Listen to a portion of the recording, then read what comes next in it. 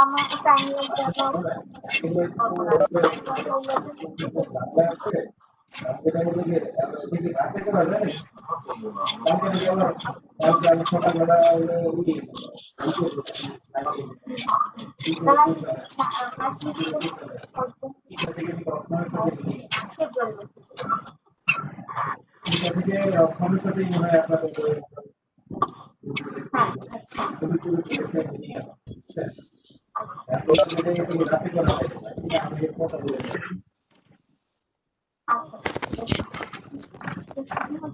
Good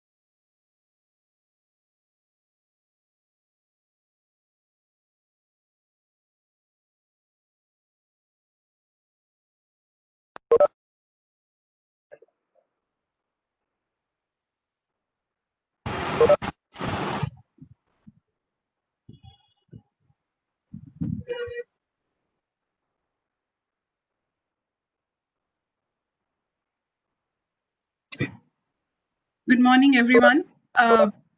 I extend a warm welcome to all of you. We will wait a couple of more minutes for other participants to join and Honorable Secretary to join. Thank you for your patience.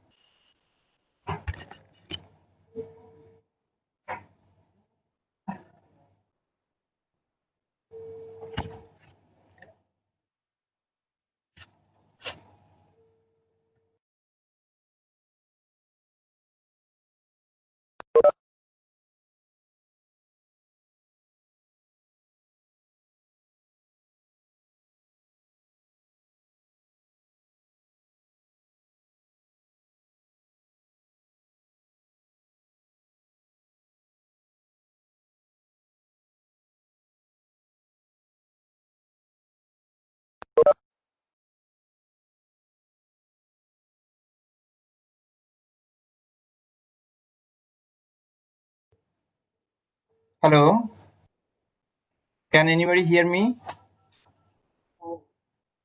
I'd request all to share their video.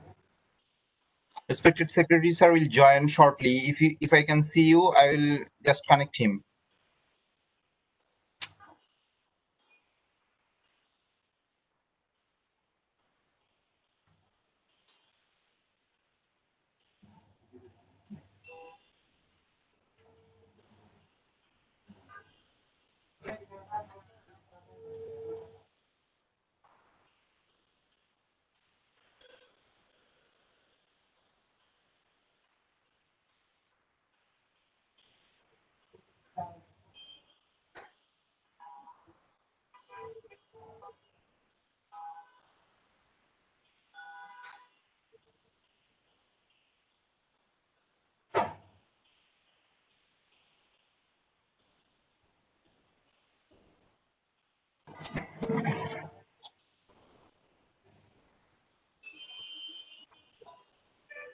আমার নামটা তো change করা হলো না।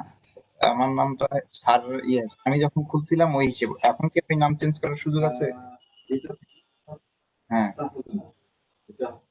মুশকিল है।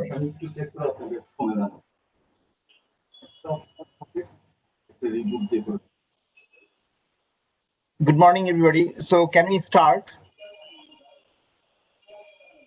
Yes, yes, Mr. Sandeep, we can start. Thank you. Thank you. ওই চিঠিটা দেখলাম ওটা আসলে তো আমাদের দেয় পাঁচটা প্রিন্সিপাল দিচ্ছে বিতরণ করছে আমাদের কপি দিচ্ছে আমরা শুধু খালি এনসিএল করি যে প্রিন্সিপাল পাইছি কিন্তু চিঠি কোনটা যে একটা চিঠি আমার মানুষের দিলে পরে আমি বললাম মুরব্বীরা দেই নাই হ্যাঁ কিসে ওইটা যেন কিসে ছিল মনে নাই তোর একটা প্রজেক্ট আছে আইডের সাথে যেখানে 5 জন শিক্ষক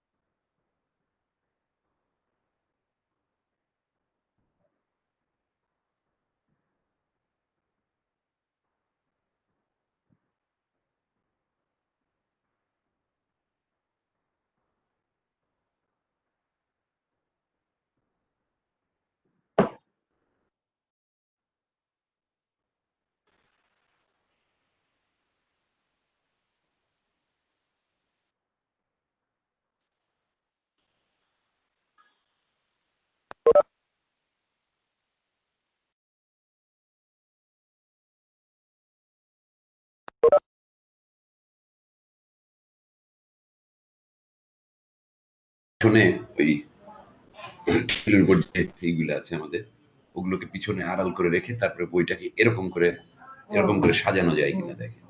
হ্যাঁ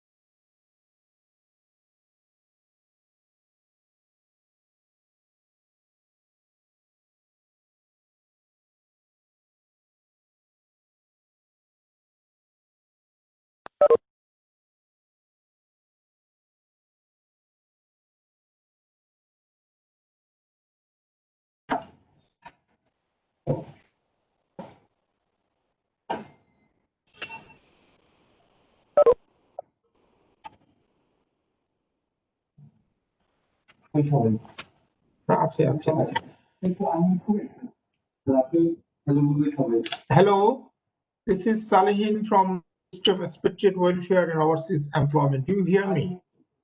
Unmute. Yes, sir, we can hear you very well. Good morning. Okay, good morning, everybody. So, did I keep you waiting for about 12 minutes, I guess? That's okay, sir. That's okay. Shall we start, sir? Please, I beg your pardon? Hello? Shall we start, sir? Yes, please. Thank you, sir. So I extend a warm welcome to all of you. Thank you for joining us for this important event. And we are very happy to have our regional director, IOM's regional director for the Asia and the Pacific, Dr. Nenit Motis. She's so excited about all the research and all the other work we are doing in Bangladesh. So we requested her to be here today, and I'm very happy. In spite of her very busy schedule, she gave us this time. So welcome, Dr. Nanette, and I request you to give your opening remarks. Thank you.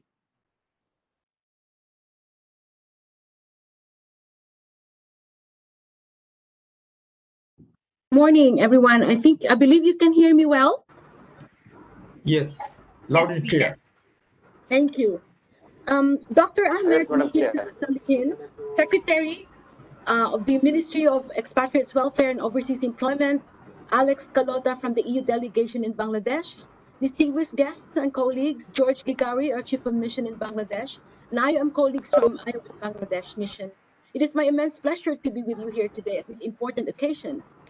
I want to congratulate first the Ministry of Expatriate Welfare and Overseas Employment and IOM Bangladesh for this amazing achievement. I have been following this initiative and work of IOM Bangladesh and look forward to this results and meeting with much excitement and enthusiasm.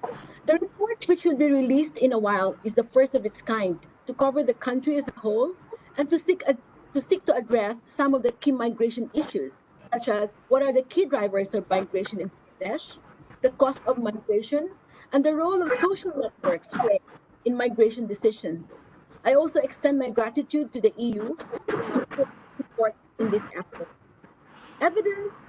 Evidence-based policy formulation and programming is key to achieving better migration management in any context. And it is heartening to see that the government of Bangladesh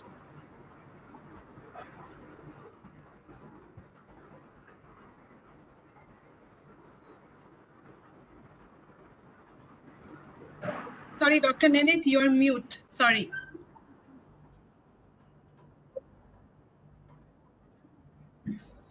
Where did I leave off, Ishita? From the beginning?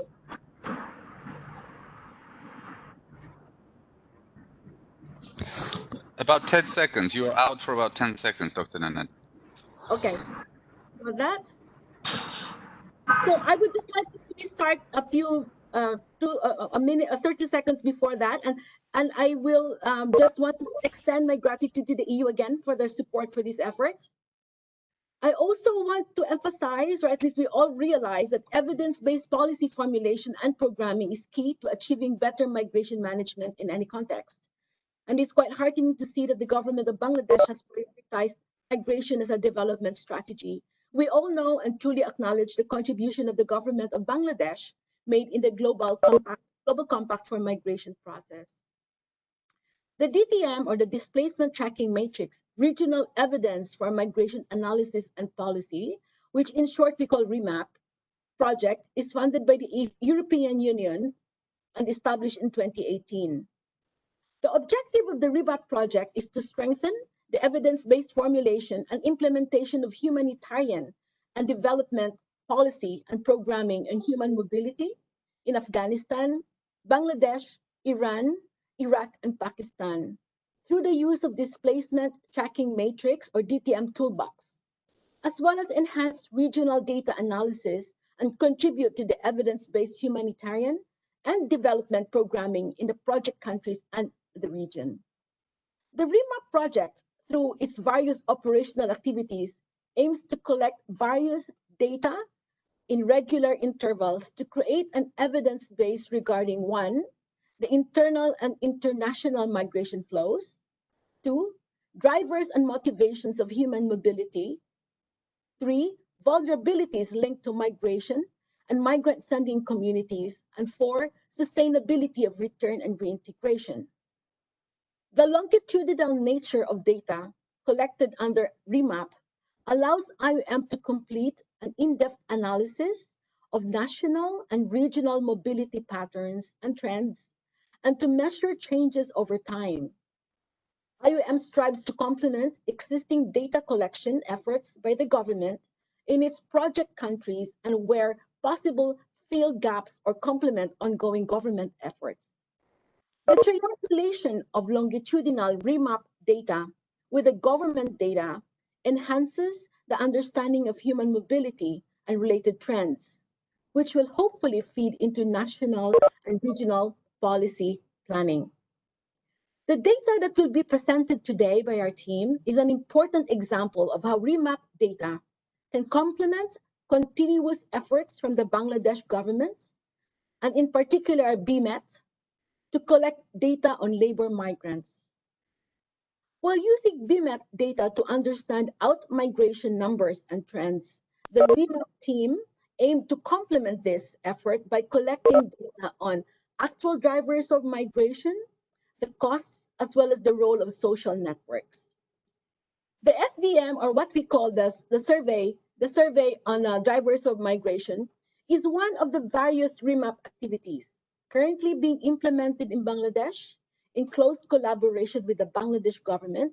Another example of collaboration that feeds into the overall evidence base is recently in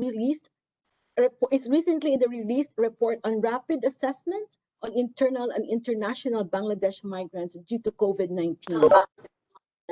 I would like to thank the Bangladesh government for their continuous support to REMAP and IOM in Bangladesh. And I hope that the SDM report is just the beginning of the many other insightful reports that will be published in the in years to come under REMAP to enhance the evidence base on human mobility in Bangladesh. I thank you, and I look forward to the presentation.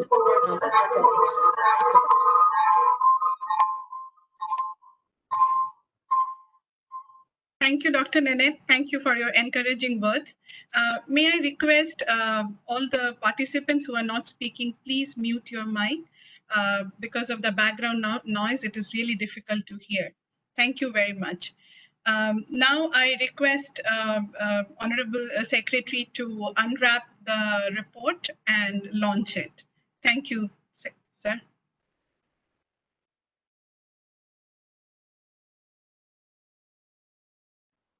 Sir, you are mute. So this is the report that I will have to unwrap, I guess, right? So Ishita, do you hear me now? Yes, sir, very well. Yes, sir. Okay, so I am doing what I have been assigned to do. I am unwrapping the report, as you call it, the launching of the report, Bangladesh report on Bangladesh survey on drivers of migration and migrants profile. So this is the wrapping is quite good. Okay, and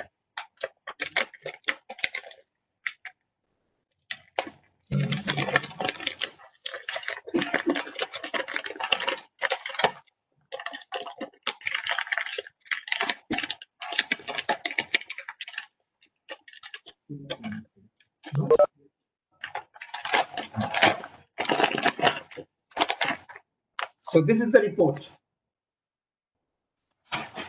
Thank you, sir. Okay, thank you. So this has been unwrapped and the report has been launched officially. I think most of the participants might have received a copy of this report in the meantime. Yes. Okay. Copy is not received till now. Thank you, sir. Sir, may I request you to enlighten us with few words? Thank you. Thank you very much. Good morning, everybody, especially Dr. Ninette Motas, a Regional Director for Asia and Pacific International Organization for Migration, Country Chief of Mission, our dear friend, Mr. Giorgio Gregori, the researchers, and all other distinguished guests who are present in this virtual meeting. Good morning once again. And this is really a good opportunity for sharing some ideas, because as far as the mandate of this ministry, the Ministry of Expatriate Welfare and Overseas Employment is concerned, we are working in partnership with a number of national and international organizations. And as far as international organization migration is concerned, IOM is concerned, we are having a very deeply rooted partnership for quite a long time, and we are helping to ensure the national agenda, the agenda of global compact for migration, ensuring safe, orderly, regular, and responsible migration. And all of you know that migration have got various facets. It has got different ramifications. There are both international migration and internal migration. But so far, this ministry is concerned, we are dealing with international labor migration, to be more specific.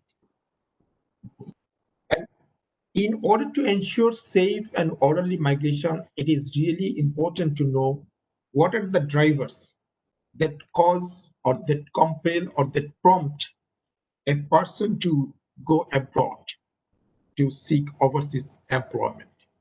Unless and until we are well aware of the drivers that can prompt a person to go abroad to seek his or her livelihood, sometimes we may make some mistakes which ultimately will not be in favor of ensuring safe and orderly or responsible migration. So we know that in our country, the importance of migration cannot be overstated, cannot be overemphasized, because it has already been recognized in our national planning document that the labor migration is an important economic driver. It is contributing to our economy in a very significant way in terms of receiving a huge amount of revenue, which is replenishing our foreign reserve. Just the year that the fiscal year that ended a couple of months back, on the 30th of June, we received 18 billion US dollars, which is, despite the fact that a pandemic is all around and it has emerged as a global crisis, still the remittance figure is a record figure. It is all-time high. And I would like to take this opportunity to thank our hardworking, laborious workers who are working in as many as 170 countries across the globe. So in order to sustain this development tool or sustain labor migration as a tool for our economic development, we'll have to know the intricacies, know the dynamics of migration in general. That will help us understand the migration regime better, that will help us ensure better migration governance, because Bangladesh is not only one of the major working sending countries. It is, I think, at the same time is a vocal country in terms of ensuring the rights of our migrant workers. And Dr. Motas has already admitted or already said that we played a vital role, very crucial role in formulating the global compact for migration. Our Honorable Prime Minister Sheikh Hasina was one of the proponents of the idea of having the kind of compact that we signed back in 2018 in Morocco. So we have a bigger responsibility.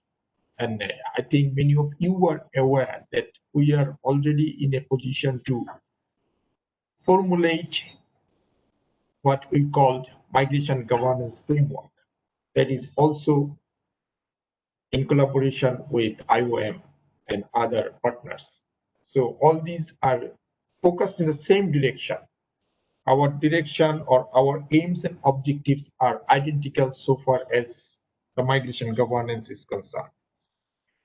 So I have not gone through the survey, but just I had a sort of bird's eye view, or I just browsed through the survey results, and definitely I understand that this survey was done in a very scientific way, because being a researcher myself, I am doing some research. That is why I think that in order for us to arrive at a dispassionate conclusion, unbiased conclusion, it is very important for a researcher to choose the right sample, to approach the subject in a very dispassionate and scientific way. Because I understand if there is a propensity or if there is any chance of making a wrong choice in choosing the sample, then we may not come up with the correct ground reality, which will help us in making our policies better. I am sure that in carrying out, in doing the survey that we have already unveiled, and I'm sure that there will be a presentation on the key findings and recommendations. So I think all the research methodology that a true, honest, a dedicated researcher is supposed to undertake has been undertaken, because we want to know the ground reality. And again, one thing I would like to mention that we are, as the Ministry of Expected Welfare and Overseas Employment, very much working with internal migration. It is being dealt with by some other ministry. We are working with international migration, and with its limited definition.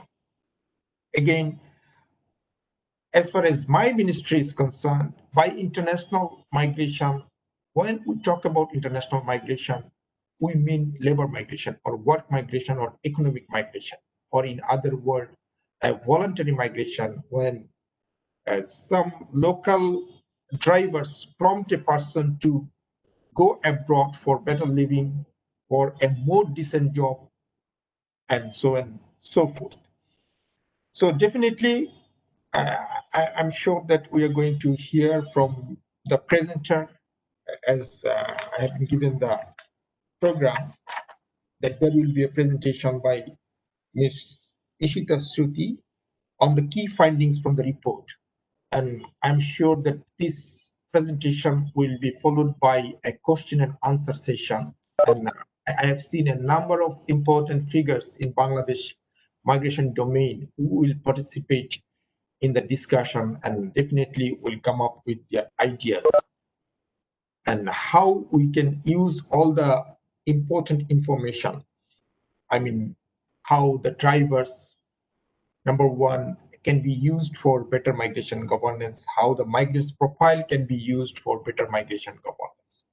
So I am looking forward to hearing the findings in more detail and our observation, the feedback from our other participants. So with these few words, I would like to reiterate my commitment, the commitment of this ministry, that we believe in partnership. We believe that migration is a multifaceted, multidimensional phenomenon, and it has got a triple win aspect. In order to reap the benefits of migration, there must be a good partnership among all the important stakeholders.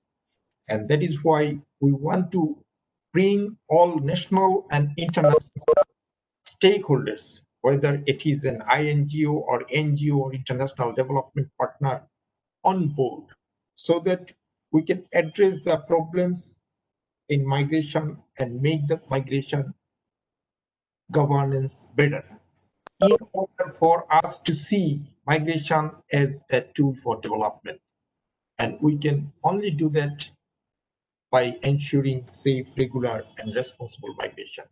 And we are ready to work with you, with all other distinguished partners and stakeholders. So with these few words, I would like to conclude and looking forward to you to listening to the remaining part of the session. Thank you very much. Thank you so much, Secretary. It was really enlightening to us, and I must convey my gratitude to you as well, because we have benefited a lot from your insights and your guidance throughout the process, not just this project and this report, but even other IOM initiative.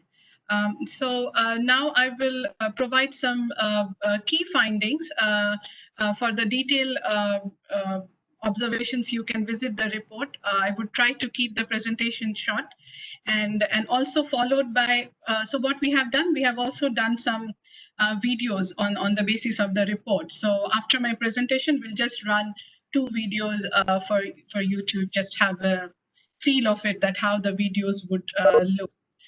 Thank you. Can I request my IM colleague to share the presentation?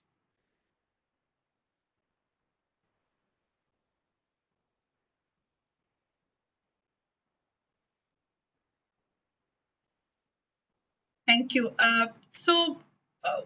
This is, as Dr. Nenit and Dr. Salehin sir already said, that this was part of our project. It's called Remap Regional Evidence for Migration Analysis and Policy. And when we started discussing, and by the way, I just want to share that Vivian, the senior project manager for this project, who is based in Bangkok, is also with us. So when we started discussing about this activity, we thought that what should we do? Because Bangladesh also has so many other research work, so many other stakeholders are already doing these research. And I remember going to Salehin sir and discussing with him as well that how best we should take this opportunity to have a very comprehensive and holistic research.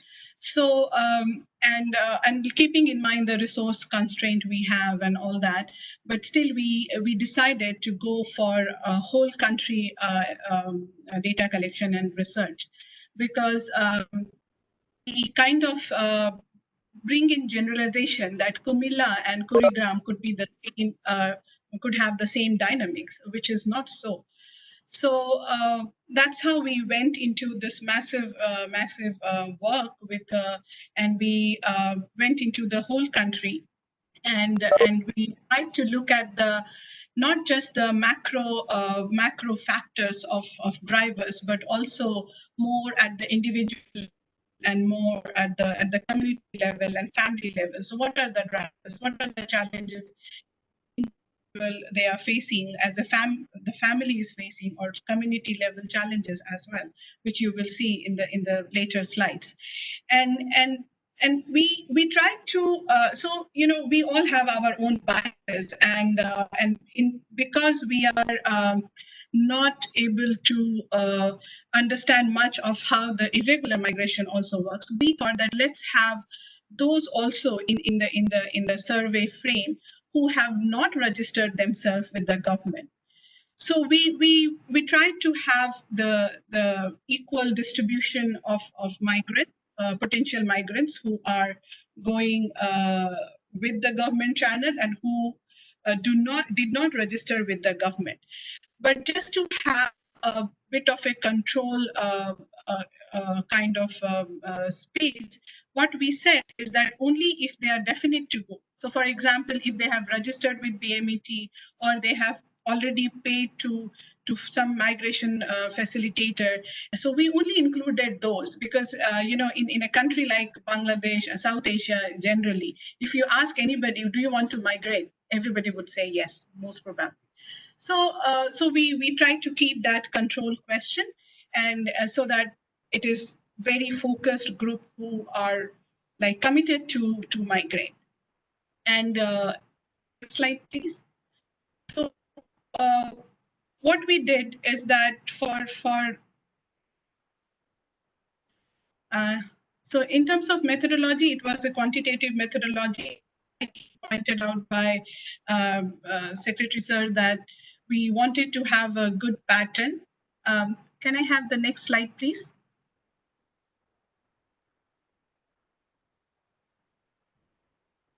Methodology section, please.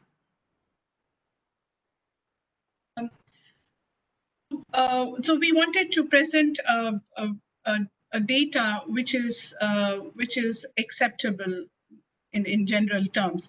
So we adopted quantitative approach, and we went for convenient sampling for the regular migrants, meaning thereby that the enumerators went to demo offices and TTC campuses and some places in DC offices where they came either registered or they verification. So we interviewed and for pool, you had to go. So basically, it's a non-probabilistic method. So we had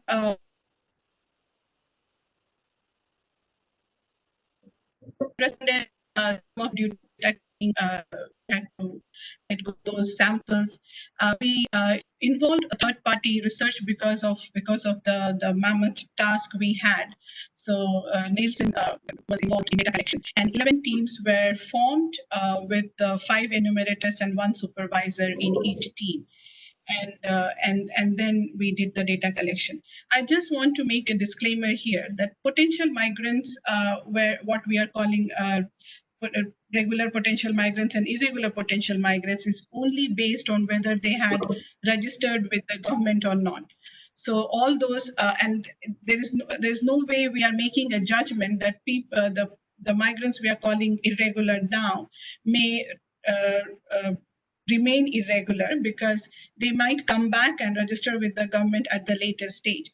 But at the time of the interview, they were going to migrate. Either they paid a full amount or partial amount to a migration facilitator to migrate. So I wanted to make that thing very clear in the beginning itself. Next slide, please. So limitations, non-probabilistic sampling has its own limitations. It is not, even though we interviewed 11,000 plus migrants, we still cannot say that they are representative because 50% of that, the irregular sampling, the irregular migrants we interviewed were through snowballing. So it has the danger of having the same profile and same. But when it comes to regular migrants with convenient sampling, I think that could be representative.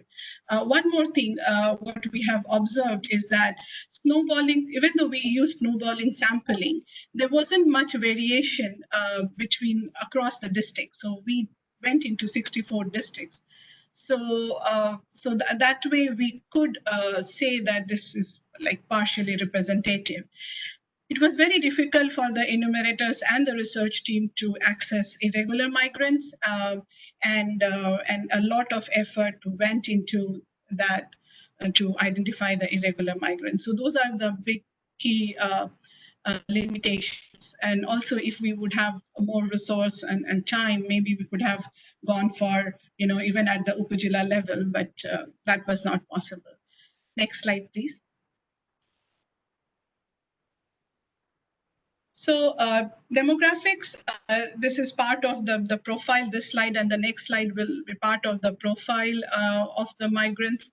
And you see the education profile, and what is striking here is the similarity between regular and irregular migrants, be it their education level, be it their marital status, and even having children. So 46% of potential migrants, regular potential migrants had children, 38% regular potential irregular potential migrants had children.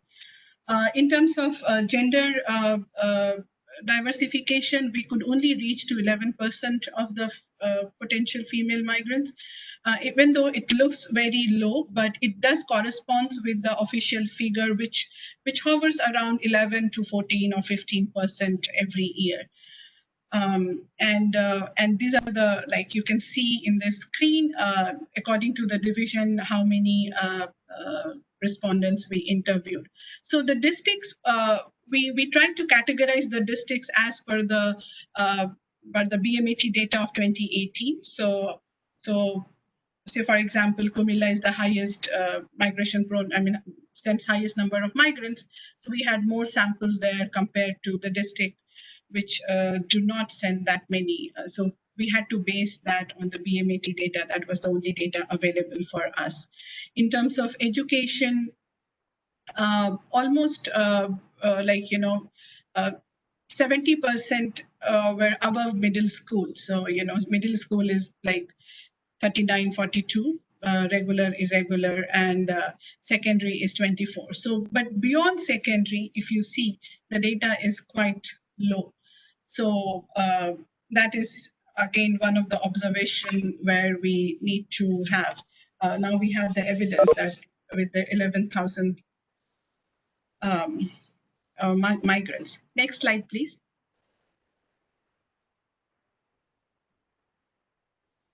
So income and experience, only 10% of the migrants had migrated before this. Even so, not all of them were first-time migrants. And when we also asked that whether the current personal income is sufficient for you or your family. So only like 7% said that it is sufficient for me and my family. 41% had no income and like no individual income, and 49% said that even though they have income, they don't. It's not sufficient for himself or herself and families. In terms of employment, almost 40% were unemployed, and only 5% were labor. So and 22% were doing the daily wages kind of labor kind of job. Next slide, please.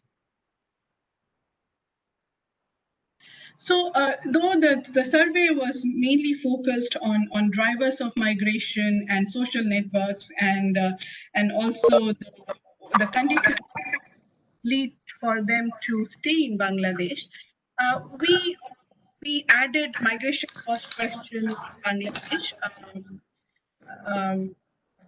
So Because we all know that Bangladeshi migrants pay highest migration cost in the world, and we wanted to have some evidence around that, and so we took this opportunity to have that. Interestingly, what we found that people who are going through government channel, of course, pay less.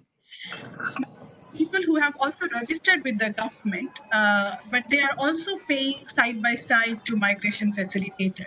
So we had to make categories here. If you see the dark blue and the little turquoise and the light blue. So the dark blue basically represents people who have only paid to migration facilitator. And the middle 135%, what you are seeing is that people who have paid to the government. Can I request everyone to mute their mic? Thank you. So the middle on the top, 35%, is the people who have both. So they have registered with the government, but they have also paid to the migration facilitator. And 15%, only 15% did not pay anything to anybody else except for the government, the normal registration cost. And you can see the average cost. So people who have paid both, the average cost is around 200,000, more than 200,000 Bangladeshi taka. Similar, people who have, only for the migration facilitator, but people who have paid both, higher than the people who have paid only to the migration facilitator. But the 15% who only paid to the government, only 220. The average cost was 220.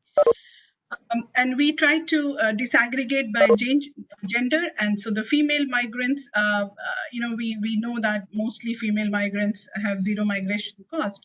But what we have found out that not as much as the whole migrant or the men, but women are also paying.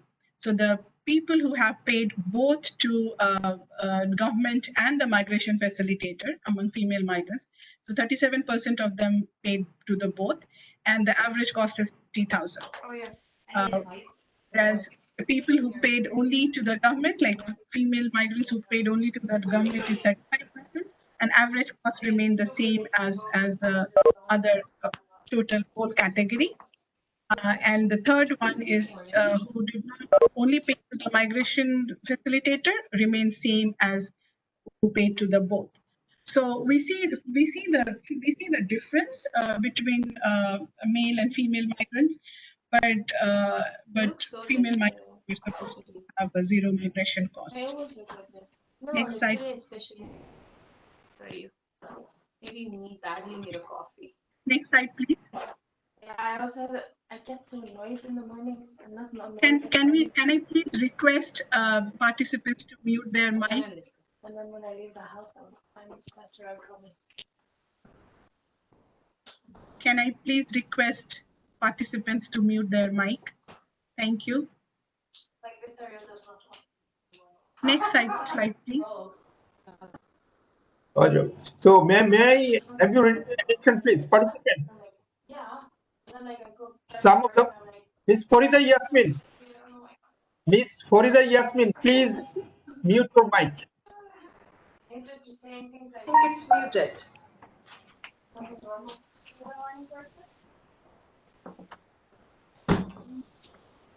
Participants, one of the mics that I see not muted is that of Miss Farida Yasmin. Okay, I think Ishita, you can continue. Thank you, sir. Yeah, it's now muted. Then we went into pull and pull factors. So basically in pull factor, we wanted to know that why they choose a particular destination. And interestingly, it's not the job opportunity. Of course, it is the job opportunities as well. But overwhelmingly, migrants reported having social network abroad helped them choose a particular destination. And if you see on your left side, it's the primary reason is network abroad, and So we asked them to rank, what are your primary reason and the secondary reason. So overwhelmingly 43% reported social network as the primary reason, and 29% reported it as a secondary reason. When it comes to jobs and higher salaries, 27% reported as a primary reason and 34% reported as a secondary reason. And we will see in next couple of slides that how social network plays a crucial role. It's also evident here. In terms of destination, again, no surprises here. It is quite in line with the official figures. So Middle East is maximum 80% were going to Middle East, and 17% were going to Asia Pacific, Asia and the Pacific, basically. Interestingly, Africa, 1.5% were going to Africa, and Europe and America. So the numbers were so low, so we had to club Europe and America together. So it was just 1.4%. And in terms of countries, Saudi Arabia, again, is the 64% reported to be going to Saudi Arabia. And the next was, so it is like quite a difference. 7,000 plus respondents reported to go to Saudi Arabia, but only 700 reported to go to Singapore, and then Oman, Malaysia, and Qatar. Next slide, please.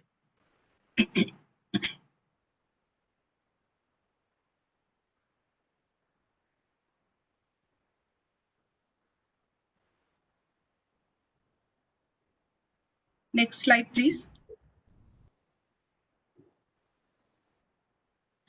So, and then we asked for the push, that what is making you go. So, of course, lack of job and livelihood opportunities came as their first, foremost reason, and then financial reasons. And then 11% of them also reported to gain social status. So, in migration research, we know that how people say that they migrate for a job, but also they migrate because it enhances their current social status. And again, we asked them to rank primary and secondary reasons. So 73% ranked jobs as their primary reason. But when it comes to secondary reason, when they rank two, was financial reason, and increased social status also came as secondary status, secondary rank in the whole data set. So 34% ranked increased social status as their secondary reason, migration. Next slide, please.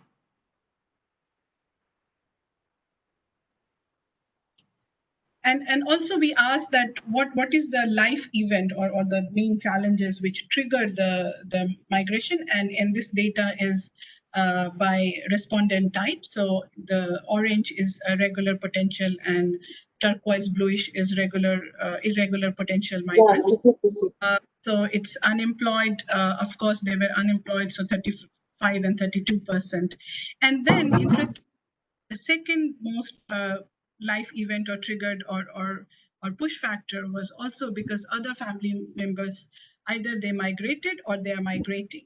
And then the third one is I have access to community. So what I want to say here is that when we go into a little bit of, we dig deeper, all the social factors comes out, and it's not just the unemployment and the economic reasons which always seek our attention. Next slide, please. So a slide before. So we also, to understand, we asked a lot of kind of indirect questions to get more understanding of the whole migration dynamics in Bangladesh. And we asked that, do you have a family abroad? So you can see that 66% of the regular potential migrants, 65% of the irregular potential migrants have either friends and family abroad, actually family abroad. And when it comes to the source of information, their social network, their family and friends, and social media is the top two source of information for regular potential and irregular potential migrants. Next slide, please.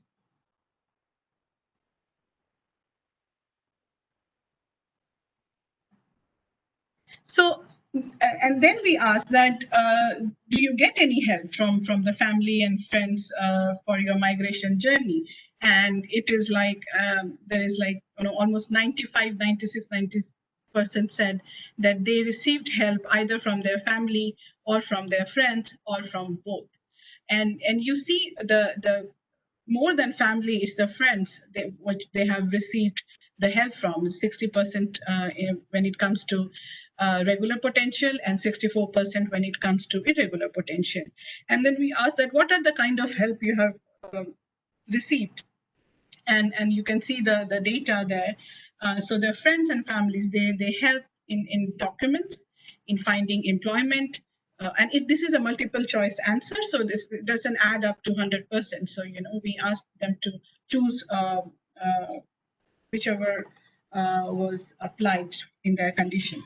So you can see that the whole holistic, if you think about migration journey, all the parameters, they get assistance from their family and friends.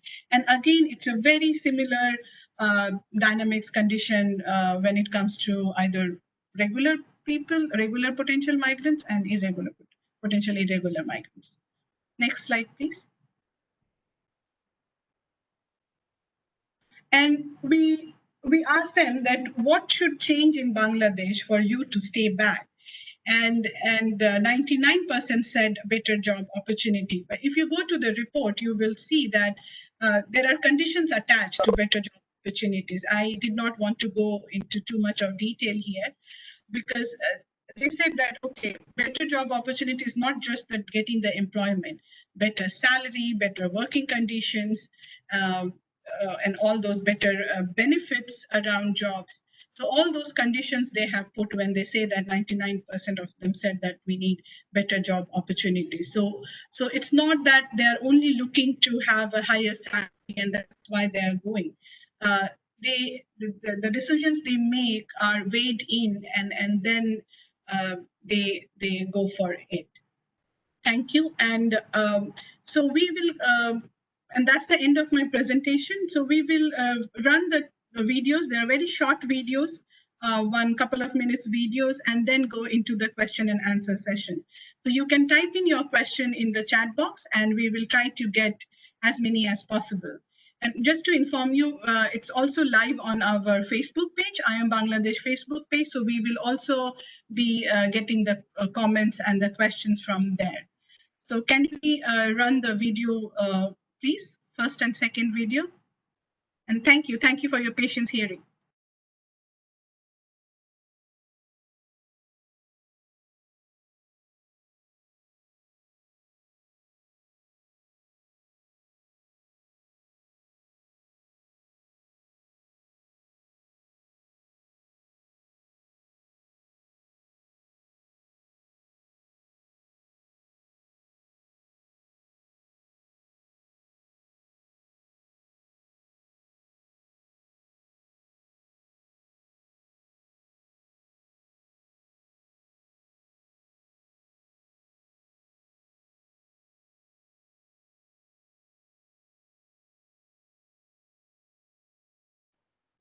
Can we please play the video, please?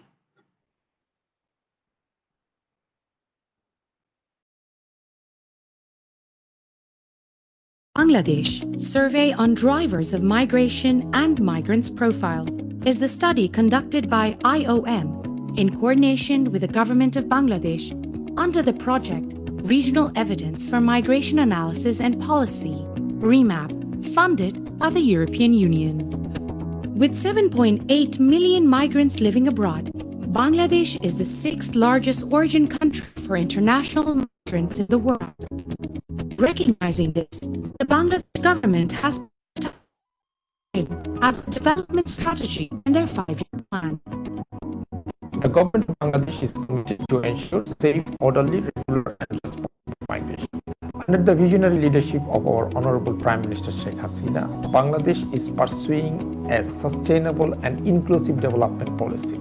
And in its development agenda, migration has already been recognized as a driver for economic development. To formulate effective and efficient policy for the welfare of our migrant workers, we need adequate data, correct data, relevant data. For this purpose, survey on drivers of migration and migrants profile will be of immense use. This will definitely help the policymakers, the Ministry of Expatriate Welfare and Overseas Employment to prepare and formulate effective and efficient policy for the welfare of our migrant workers. I take this opportunity to thank International Organization for Migration for taking this very timely initiative through their project REMAP, which I am sure will help the government to formulate its policy and take effective measures for the welfare of our migrant workers and their families. And at the same time, I thank European Union for providing all kinds of financial assistance for undertaking this project. To learn more, hit the link from the description below.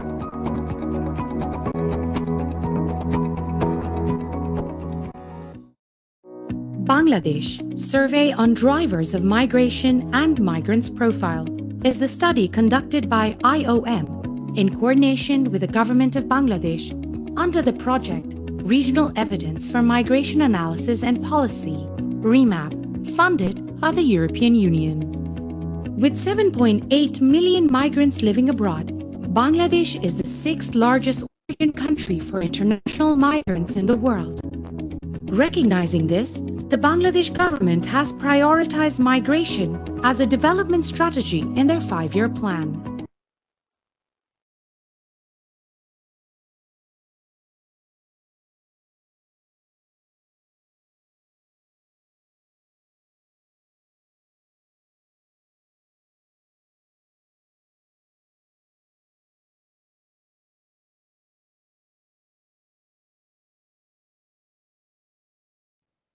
I think we ran into some technical difficulty. So, I mean, that's how it is. That first video, every video is around 1 minute to 1.5 or 2 minutes max. And we are starting with the introduction of the project and then going into the key findings. So one is on push and pull factors, one on migration cost, one on social networks. And next week onwards, we are going to have them on our Facebook page. So you are all requested to visit and watch and share those videos. Thank you very much for the patience hearing and listening to me. And now we are open for a question and answer session. I already see some questions, and I will request Vivian to moderate the session, question and answer session. Vivian, over to you. Thank you so much, Ishita, and I also want to convey my warm welcome, especially to Dr. Salehin, the Secretary, and Dr. Nanette, and our Chief of Mission, Georgie. We have some questions. I also would like to stress that we copied the link of the report in the chat box. In case you didn't receive it, feel free to open it there. We will start with Libby's question, which is asking, so 11% of the respondents are women and 89% are men. Can you kindly explain, IOM, what the reason is behind the low percentage of female respondents, female representation? Over.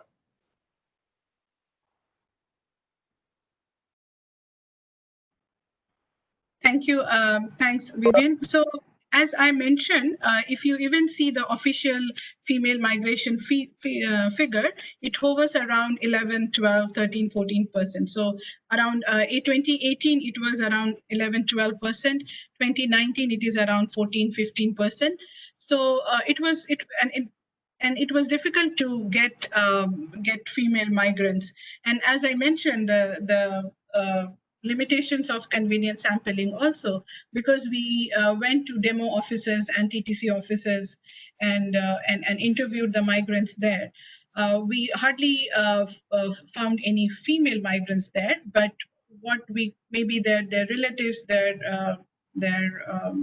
family members were there on their behalf. So we did into a little bit of snowballing to have more female migrants. So that's how the percentage is low. Over. Thank you, Ishita. The next question is from Hassam Iman, and I'm apologizing for pronouncing names. I'm sorry. First of all, thank you for your compliment towards the excellent presentation. The question here is, we mentioned that about 6% are, for 6% of the respondents, the migration facilitator is the one who influences the migration.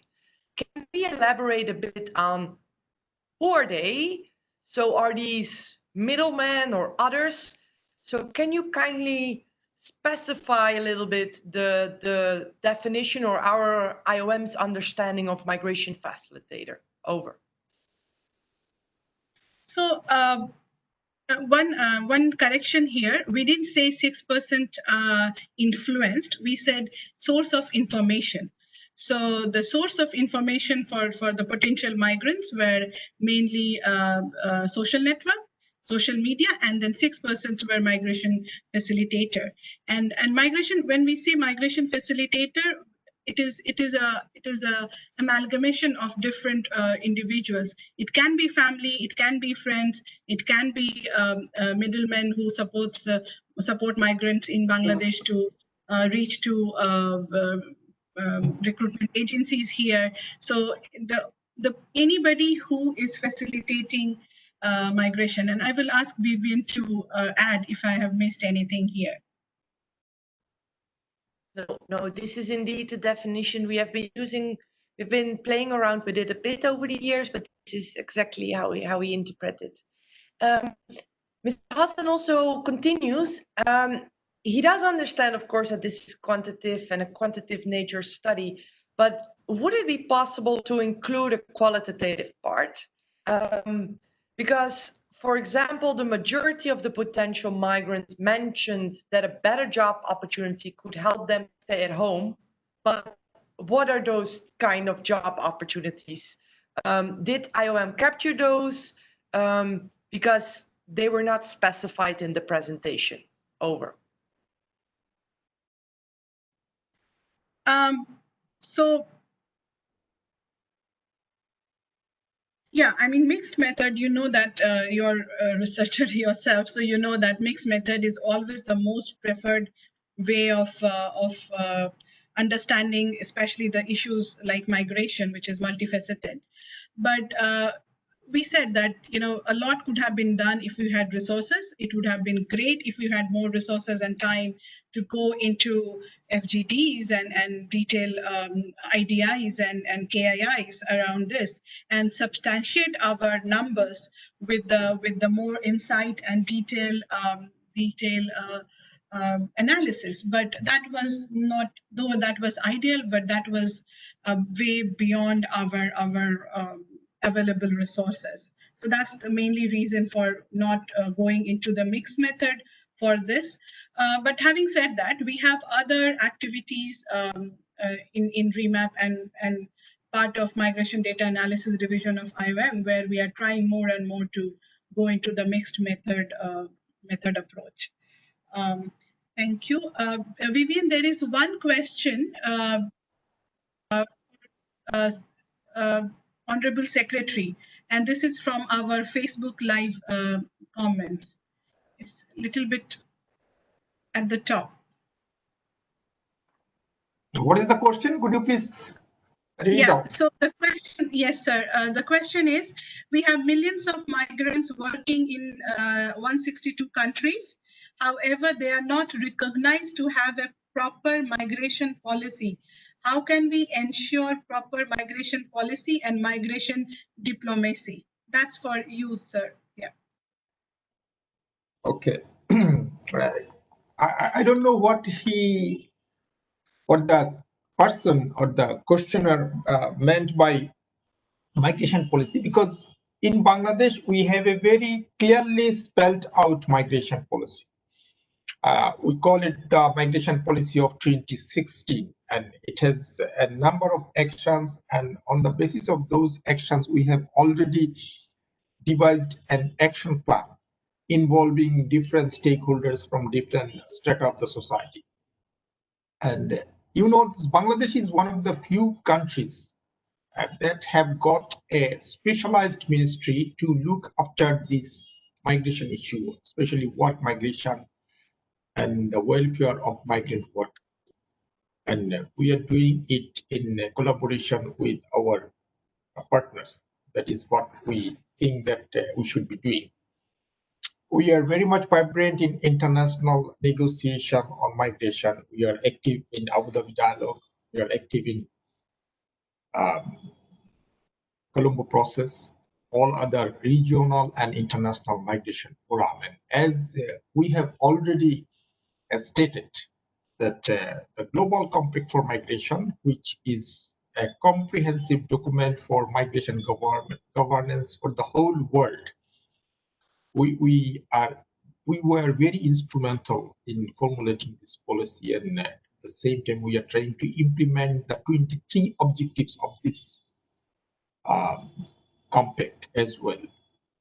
So I think the questioner should be happy to note that the government of Bangladesh has a clear policy, and we are working on ensuring safe and regular migration on the basis of the policy as well as other guidelines, both at national and international levels. Thank you. Thank you, sir. Yeah. Vivian, I see another question by Tariqul Islam. I think that was privately sent. What are the differences between the push factors, lack of job employments, and financial reasons?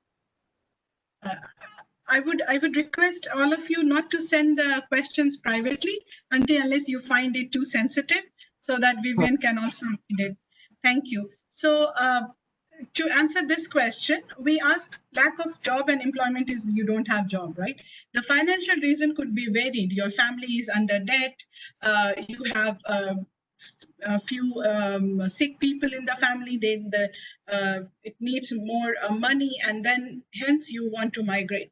So a plethora of other, you had a business, it collapsed, and then now you want to migrate and come back and revive the business. So those were the reasons we included in the financial reasons, but they are not employment related reasons. I hope I'm able to answer that. And then there is another question again privately. What are the best ways that potential migrants suggested to promote regular and orderly migration? We did not go into any response questions, and we did not go into too many why questions. As I mentioned earlier, our aim was to present a pattern for whole of Bangladesh on what drives people to migrate and who they are. So the whole research focus was mainly in what and who, and not so much into why and a little bit of how, but not so much into why and what should be done in future. Again, I'm saying if we had more resources, we would have done that, but considering the limitations, we had to stop somewhere the questions. Over to you, Vivian. Thank you, Ishita. Question from Mr. Islam from MOFA, and thank you, sir, for complimenting the findings. If Ishita is okay, I'm going to answer this question because it's a little bit about how is it that these 5 countries are part of one project, and they do not necessarily always resemble the same profiles and whatnot. And I am the overall project manager of this project, and I do agree, all of these countries are different. And also not necessarily indeed there to be compared with each other. So let me stress that. I have colleagues from the European delegation also online.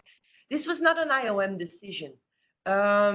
It's more that these two countries have been grouped into a particular donor response where funding was made available for those countries. And the European Union was very generous, and there's a focus on various aspects of migration. And one was that there was an opportunity to work in the area of data. Now, IOM works in all those countries, and that's why we were able to apply for this project for those same countries at the same time. So I do agree, it's an interesting mix. And the good thing about this, from my point of view, being outside of, I mean, I travel a lot to Bangladesh. I work a lot with the team every day. We work together. But the nice thing is that thanks to this funding, we are able to also really strengthen and test a lot of the different tools, and to make them different and to really adapt them to different contexts and to really make them more robust.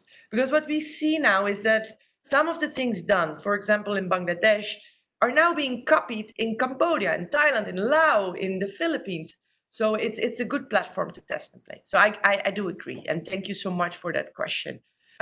There is, I hope I'm managing this correctly. There is a question from Mr. Salim Ahmed. What is the role of INGOs, NGOs, and the government in taking action to alert and to making people more conscious about going abroad with these smart cards? And I will ask Ishita, who will be best to answer this question? Sir, do you want to answer this question?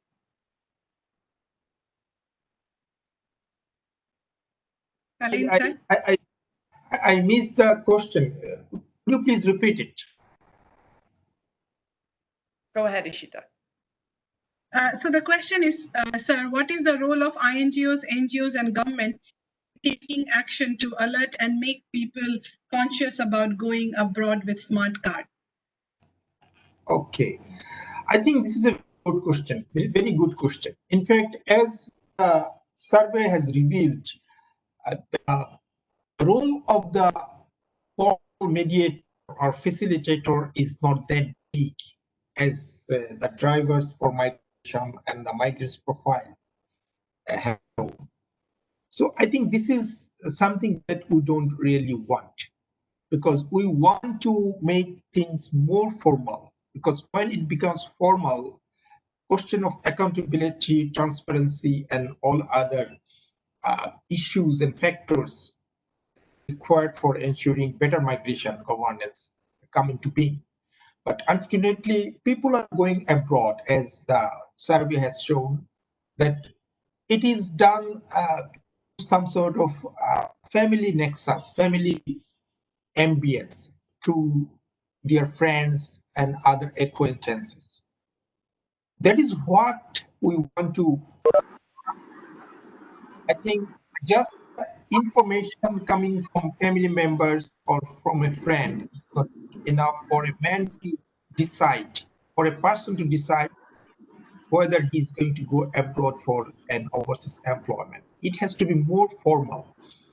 And in order to make people aware, because all of us, international development partners, national NGOs working in the country, everybody is trying to make sure that people go abroad make informed decisions. And in order to enable them to do so, it is of paramount importance that they are well informed and they are given proper information.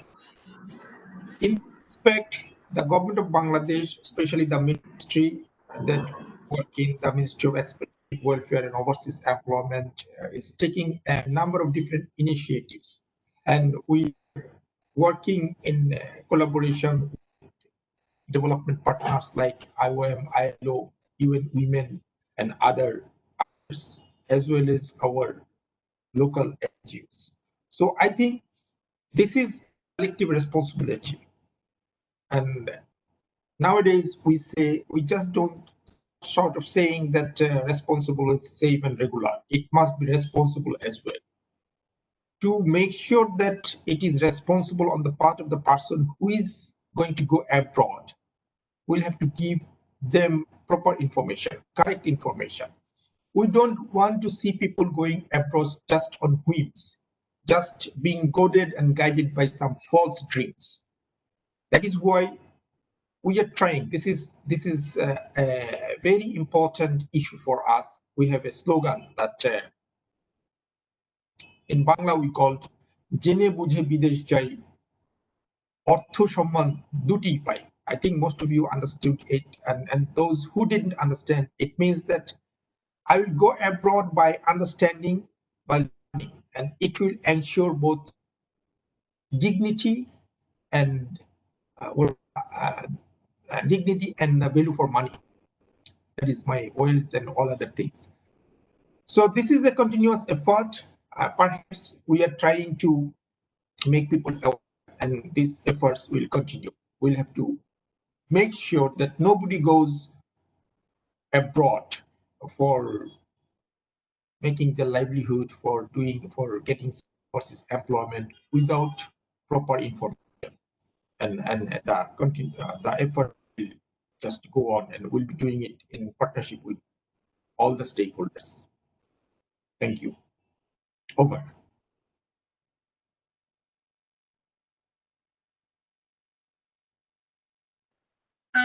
Sir, there is another question for.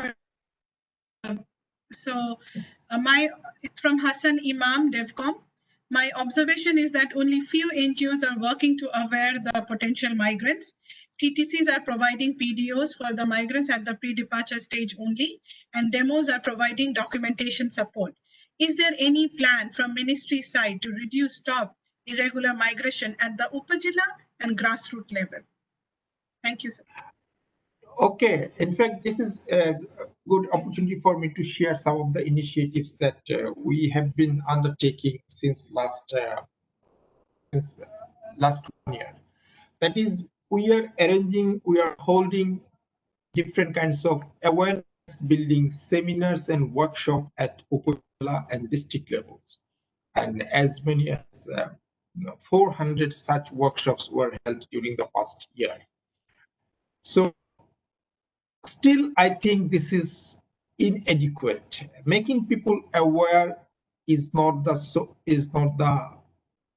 doesn't rest on the government alone.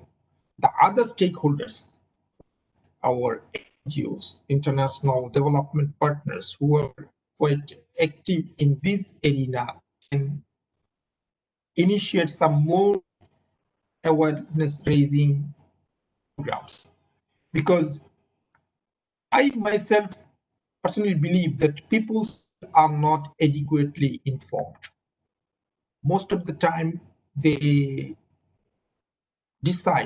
make their decision on some incomplete or improper or maybe wrong information, which ultimately make them more vulnerable to a number of different risks with which we are more or less aware. So definitely we'll have to make the efforts even better. Our TTCs, we are repurposing the whole approach, because we understand the basic thing is not pre-departure training. The basic is pre-decision orientation. So look before you leave, something like that. And if we can do that, before they decide to go abroad for a job, they need to get the correct information. So the pre-decision, that there is a paradigm shift from pre-orientation, pre-departure training to pre-decision training, pre-decision orientation. That is what we are trying to do, and will be continuing to do it. Thank you. Thank you so much, sir. Vivian, over to you. Thank you so much, sir, for the very comprehensive answers. We have another question, and I will take this one because this falls under the overall umbrella and IDs we have inside Bangladesh and outside. The question is from Saeed Ahmed. first of all, thank you for complimenting us on our work. There's a question: do you follow open data policy, and will access to data be allowed for additional cross-tabulation? Will this be possible for interested researchers? Now, we are very much about sharing data, but I have to be, and something we're also very proud of, I have to be very, very upfront. We have a very strict data protection and principle guidance in IOM. It's also public. Now, we do try to share as much as possible, but needs to fall within those boundaries, because in the end, it's about also ensuring the rights of migrants and whatnot. There is quite some work going on already, where we try to do more reporting, more analysis, because this is such a big data set.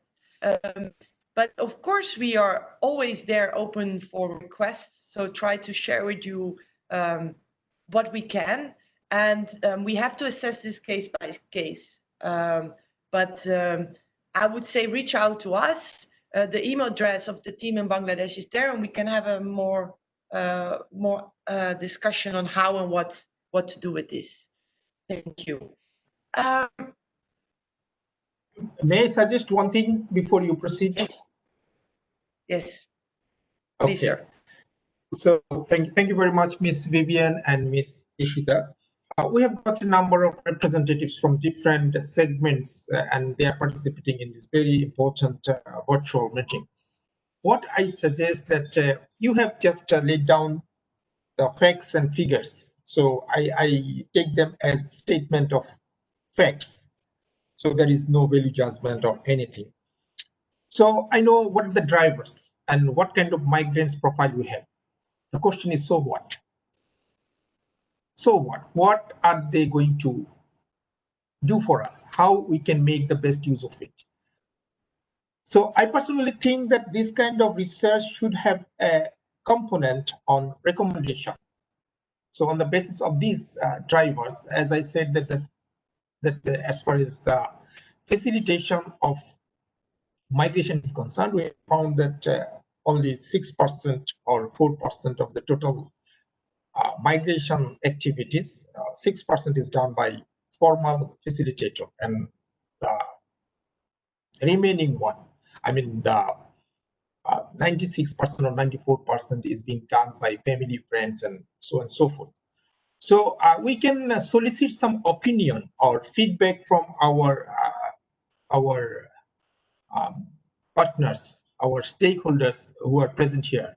I see our DG from BOFA, Mr. Nuzrul is here. I have seen a number of very very active migrants activists. So if you give us a few minutes to each of them to just comment on the outcome of the survey and what we need to do in respect of these drivers or these results, it would be better for the ministry to take better policies. What do you think? Sure, sir. Please. To hear from them, actually. So, sir, why don't you take over this session and take the to know better. Your session, I was just, in fact, we will be listening to our Chief of Mission, Mr. Gigauri. But before that, may I request Nazrul, would you please say something about the drivers and the migrants profile, and how can we make the use of this data? No, thank you, sir. First, let me congratulate IOM. It's really praiseworthy effort. And I have seen, though I am involved with this issue of migration for quite some time, but still I find some really amusing statistics. So, but personally, for me, it is the actually beginning. We have the statistics now, we have this data. Now we have to use it so that we can have better results in future. So this gives us one fairly good idea that we know about the drivers, but which driver is more important and which driver is more active in a particular region of the country. So in that way, we can, tailor-made our policies so that we don't have a general policy and much of that policy is wasted because we cannot focus on specific area and specific issues.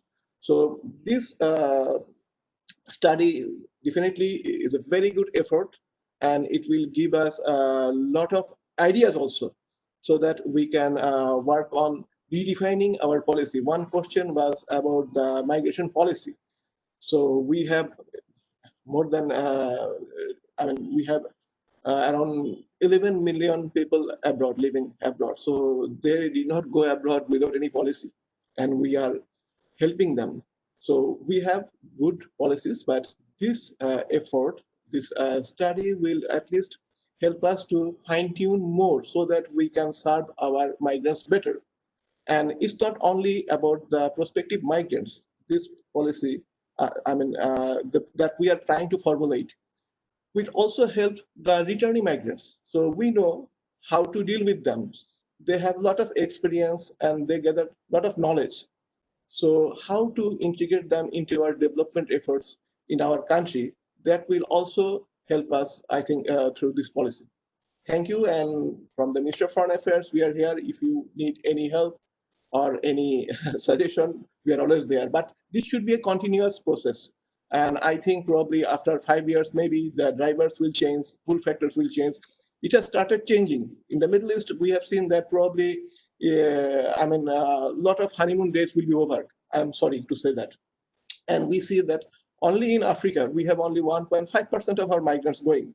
It's a vast, territory. So we have to now reshift or, refocus our policies to the countries or the regions where we need to send our migrants more. So this study will give us this idea and also some reason maybe or justification. So again, thank you. And I also thank our Secretary, sir, from the Ministry of Expatriates, Welfare and Overseas Employment for his personal guidance, I know. So I have seen this. So congratulations to him and also to IAM. Okay, thank you, Mr. Nazrul. And he is as active as any other activist in migration arena. And we always like to have his valuable suggestions on a number of different matters related to migration. So let me request another important player in the Bangladesh migration scenario, that is Break Migration Project. I saw that it was represented by Mr. Shariful Hassan.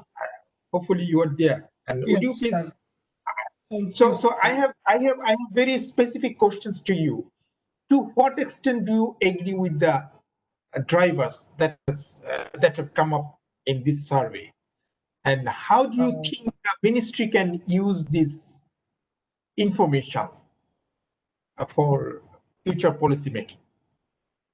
Thank you, sir. Honorable Secretary, sir. Thanks a lot, sir. So the first issue, sir, which you issued about the recommendation.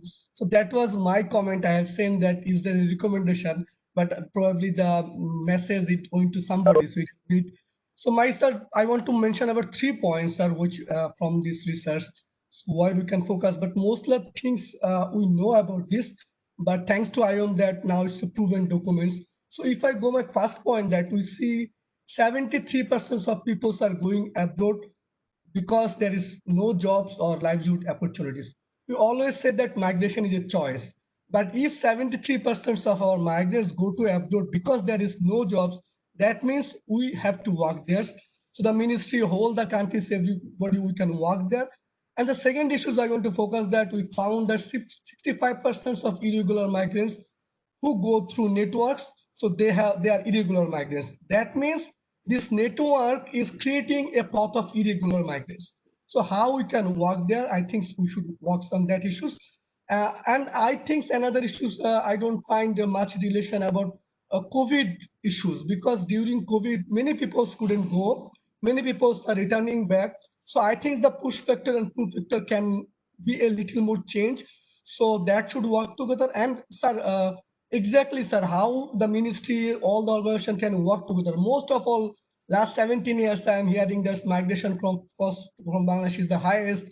People are going to friends and family, but we cannot resolve the issues, sir. So you exactly the right, that if you can take some issues, that how we can decrease the number so that the people from friends and family is decreased, and the skill, more less skilled people rather than highest less skilled people can go. So I think that's that we can make a plan, all of us together, that by each year, suppose from 2023, next 3 years, how we can decrease the number. I think if you can make an action plan based on the research, and if there is a recommendation, then I think, sir, that will help all of us. And wherever the research, I think if all we work together, because I don't think that the migration sector should be discipline is only the work of executive ministry or the IOMs or the BRACs. I think it's all of us, our duty. So I think all we can be united and take learning from this research, and we can make an action point that how we will resolve this issue. Otherwise, many research will be happens, but it will have an impact to the grassroots people. So I think that all of you can make an action plan, sir. Again, thank you, sir, for your leaderships. And I always find that there's a very heart-touching mind in you. You feel the magnets. So I think that you can lead us to work together, sir. Thank you, sir. Thank you, Mr. Shariful, for your nice words, encouraging words. And just as you have mentioned, that 73% people go abroad or went abroad due to lack of job or livelihood opportunities. I would like to recalibrate the word, to rephrase the word. One of the respondents that has been printed on this report, he said, I can't lead a decent life with the money I earn in this country. I think this is the catchword, decent life. It is not the lack of or absence of job opportunities or livelihood opportunities. It is something that someone would like to have a better opportunity. So this is, I think, the idea. And what about the 73% of the lack of, just excuse me for a minute.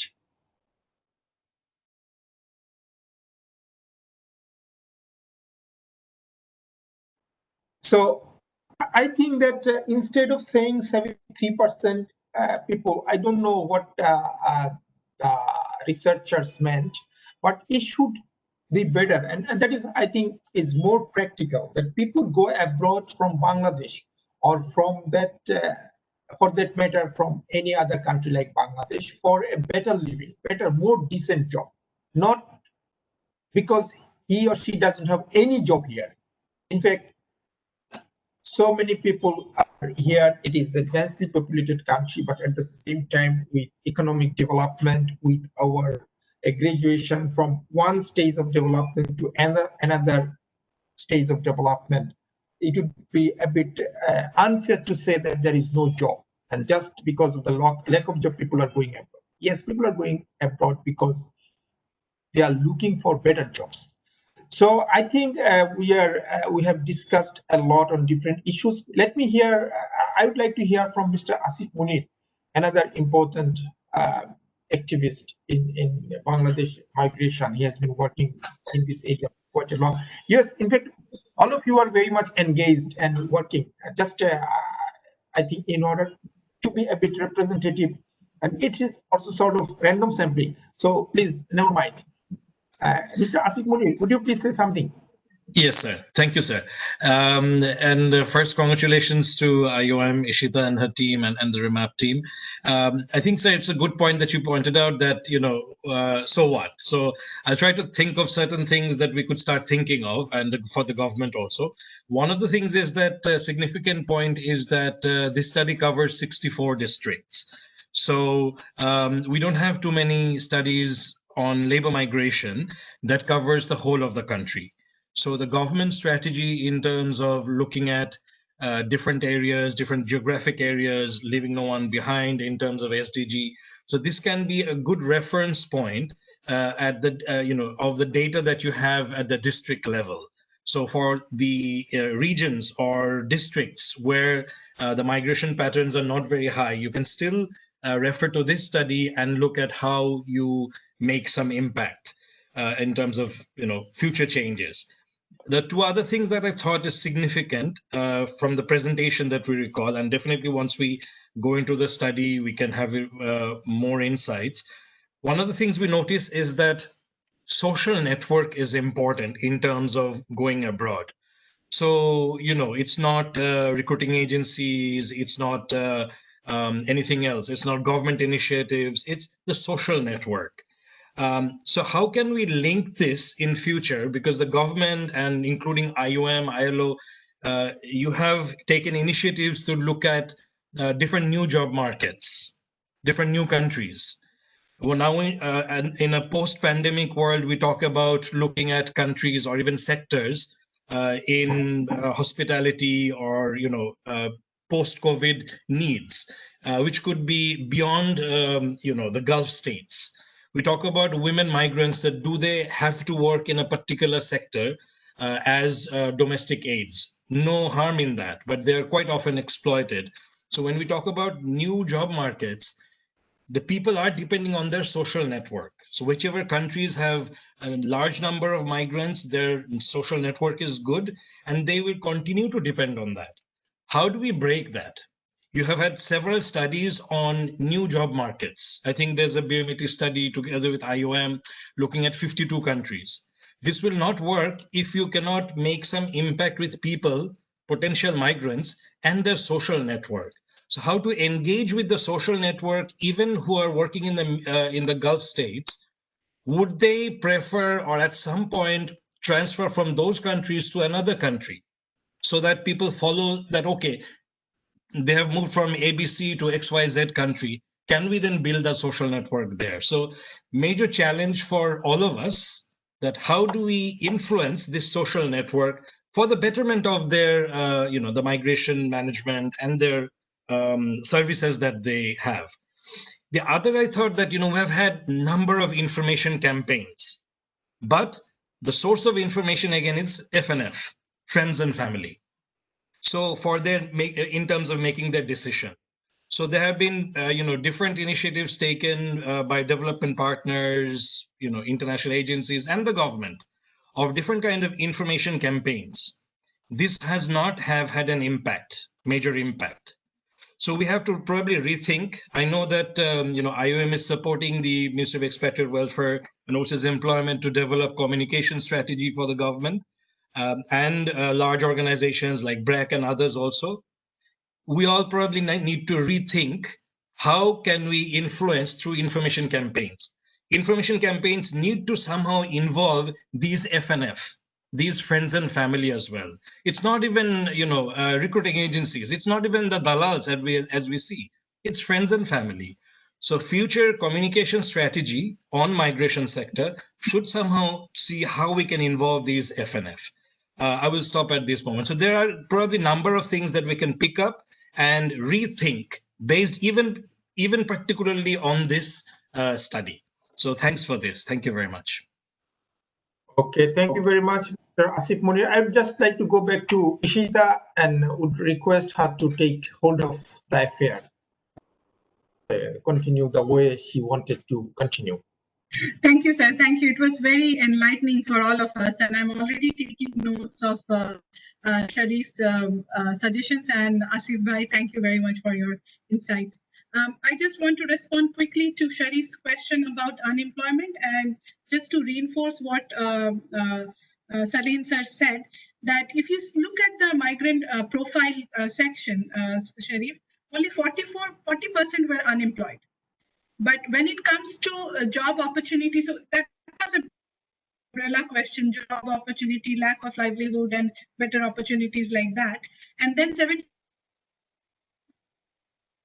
or job livelihood as a reason to migrate. So it's not, as sir said, it's not exactly the lack of employment, it's the lack of better opportunities. So they and people are migrating from their neighborhood, from their community, and they know that what are the salary comparison, what are the decent work conditions or not so decent work conditions in the destination country. So I think we have to go little more deeper and do the cross tabulations and then come up with it. I just wanted to highlight that. So we don't have a lot of time. Vivian, do you think we should for another couple of minutes for the question, or?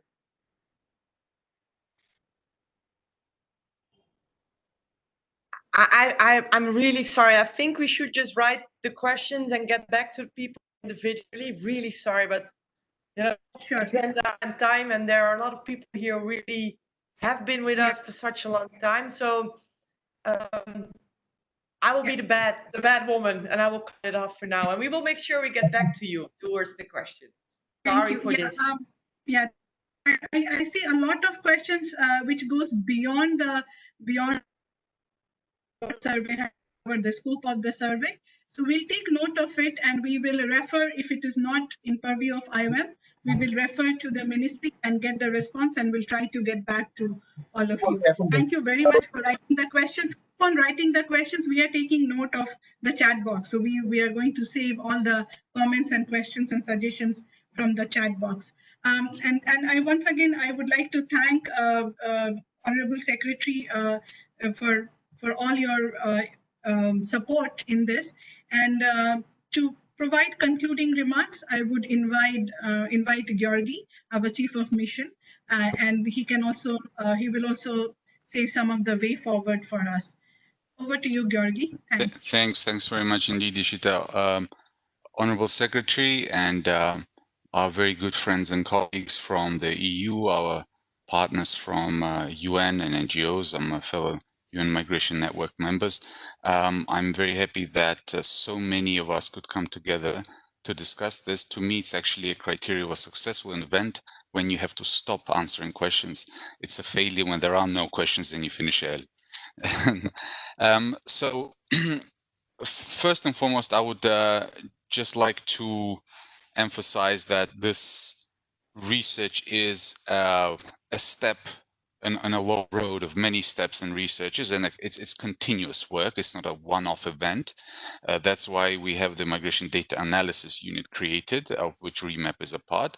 There was a report we published quite recently, a couple of weeks ago. There's more coming, specifically mobility tracking. We'll be drilling down and focusing on district level data to get as granular and precise as we possibly can to assist the government and to assist you in not just in policy making, but in discussions and the strategizing on as we continue to work in the migration space, exclusively ultimately for the benefits of migrants. As important policy is, again, I very much like to second what the Honorable Secretary said, and that is ultimately, so what? What happens next? And as important as research and evidence and the statistics that we have, it is equally important to be cognizant of the fact that unless specific action is taking place and until we reach the migrants that we are serving, this research will not serve its purpose. So I'm interested to see some findings that confirmed our intuition and confirmed things we already knew, like the importance of employment, additional disposable income, and the significance of social networks in the selection and the migration process. It was also interesting to see some things I did not expect, like Singapore ranking so high in terms of desirable destination.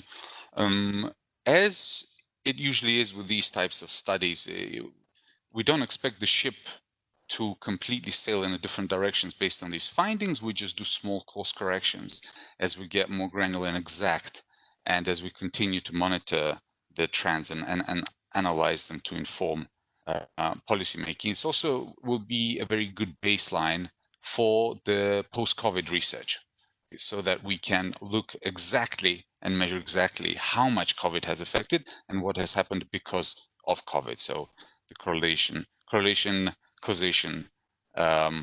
element will be working as well. So our job is to support the Ministry of Expatriate Welfare and Ministry of Foreign Affairs that are leading this charge, but also other partners. We have on the UN side the migration network for this purpose to better coordinate and come together. We have the technical working groups where we have key civil society and academia partners coming together.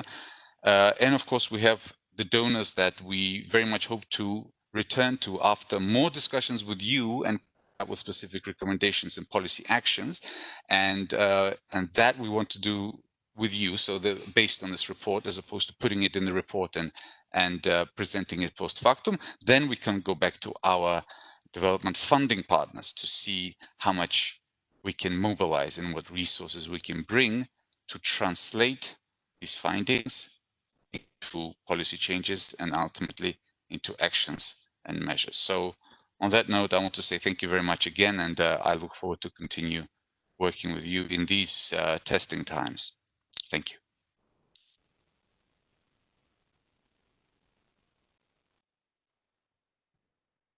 Thank you, everyone. Thank you for joining, and we will share the presentation and the recording of this session with all of you once we get it from WebEx. Thank you, everyone, and respectable Honorable Secretary, sir, thank you very much, and we hope that you keep guiding us in future as well. Yes, thank you very much. It was a very illuminating, enlightening session. We learned a lot, and we, again, as I say, turning or translating all these aspirations and expectations into reality. That is what we are looking forward to. Thank you very much for your patient hearing for more than 1.5 hours. Thank you very much. Thank you, sir. Thank you, everyone. Thank you. Thank you, sir. Thank you. Thank you to the Secretary, sir.